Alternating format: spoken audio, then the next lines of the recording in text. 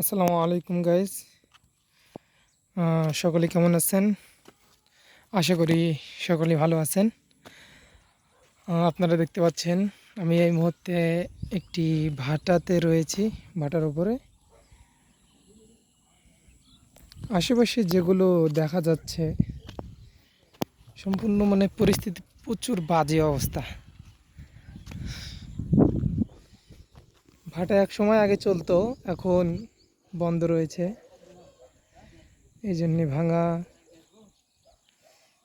আগে প্রচুর এই ভাটাটা চালু ছিল, কিন্তু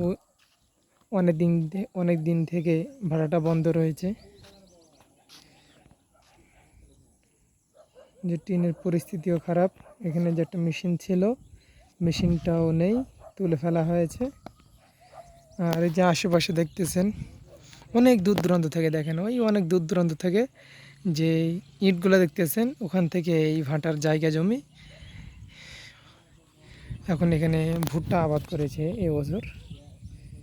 কি করবে, জায়গা ফেলে রেখে তো কাজ নাই, আবাদ করতে হবে। আবার এই যে দেখেন আগে যেখানে ইট বানাইতো সেখানে এখন ঘাস হয়েছে এবং খেলার মাঠ, খেলাও যাবে। কেউ যদি ইচ্ছা করে ফুটবলও খেলতে পারবে, ক্রিকেটও খেলা যাবে। কিন্তু এখানে পরিস্থিতির জন্যে খেলার কেউ নেই।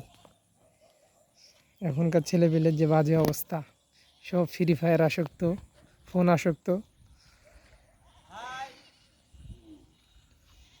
এই হচ্ছে ভাটার পরিস্থিতি। আর এই যে দেখেন এই সাইড থেকে এতখানি অনেক দূর থেকে জায়গা, বুঝছেন? এই যে এখান থেকে যে রাস্তাটা গেছে না, এই রাস্তাটা এই একবারে মেন রোডে উঠেছে। আর এই যে একবারে বাড়ির পাশ থেকে একবারে এই সম্পূর্ণ জায়গাটাই ভাটার, এখান থেকে ওই মাথা পর্যন্ত।